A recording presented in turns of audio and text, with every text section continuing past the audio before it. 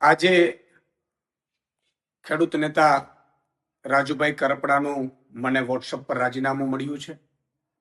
મારે વાતથી નથી, પરંતુ એટલું ચોક્કસ કહીશ કે રાજુ કરપડાએ હળદરથી લઈ અને જે મુદ્દાઓ ખેડૂતોને ઉઠાવ્યા, હળદરમાં એક ખેડૂતોને ઉમ્મીદ પણ જાગી. રાજુ કરપડા, પ્રવીણ રામ અને 86 જેટલા લોકો ઉપર ભાજપે અત્યાચાર કર્યો, ભાજપે ખોટા કેસો કર્યા, ભાજપે ડરાવવાની કોશિશ કરી, ભાજપે ખેડૂતો ઉપર પણ માર માર્યો.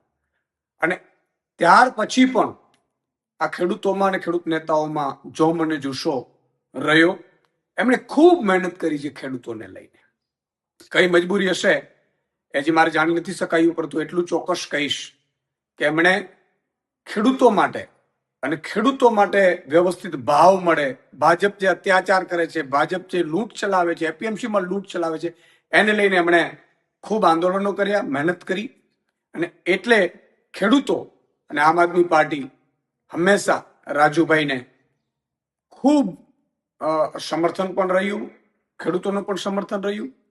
અને આમ આદમી પાર્ટીએ પણ તમે જોયું હશે કે હળદર કાંડ પછી ભગવત માનજી અને અરવિંદ કેજરીવાલ સાહેબ સુદામડામાં સભા કરી. ખેડૂતો લગભગ 50,000થી વધુ ખેડૂતો એકઠા થયા.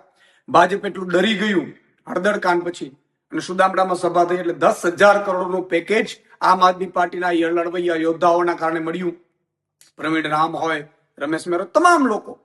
અને એનાથી પણ આગળ જતા આમ આદમી પાર્ટીએ તમામ જિલ્લાઓ, મતલબ ઝોનમાં 7 થી 9 ઝોન અમે લગભગ કિસાન મહાપંચાયતો કરી, જેમાં પણ ખેડૂતો ખૂબ ઉપસ્થિત રહ્યા, ખેડૂતો ખૂબ સમર્થન કર્યું.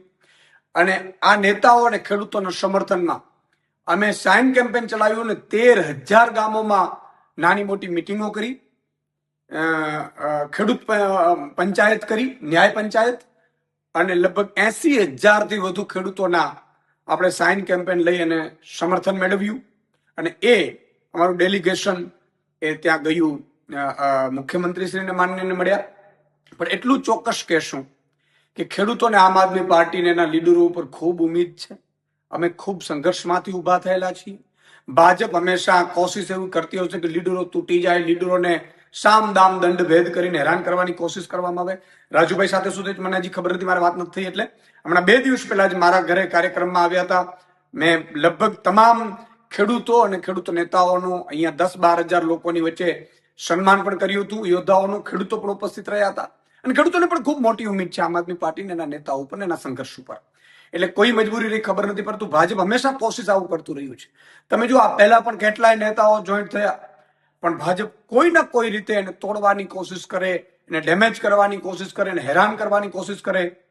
જેલમાં પણ અત્યાચાર આ ખેડૂત નેતાઓ ઉપર કરવાનું ભાજપ ચૂક્યું નહોતું.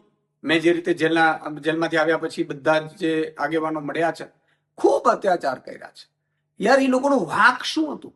અને હજી પણ કેસોના દબાણો આન તેન. એટલે મને લાગે છે કે ભાજપ છે એ કોશિશો આવી કરતી રહેશે, પરંતુ આમ આદમી પાર્ટીને એનો એક એક નેતા અને એક એક સંઘર્ષશીલ ખેડૂત એ હંમેશા પોતાના સત્ય માટે લડતો રહેશે.